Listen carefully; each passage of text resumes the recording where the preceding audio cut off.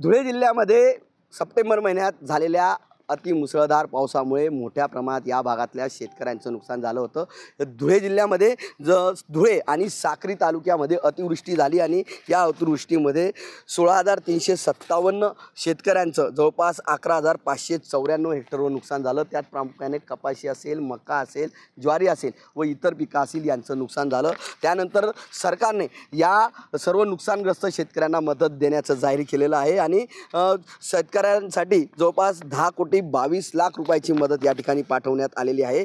त्यापैकी आता या शेतकऱ्यांच्या जवळपास 4,105 शेतकऱ्यांच्या खात्यावर 2,99 लाख रुपये आता जमा झाले आहेत।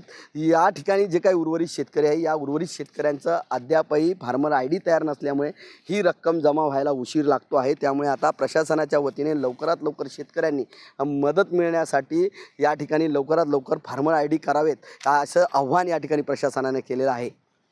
मनीष मासोळे, TV9 मराठी, धुळे।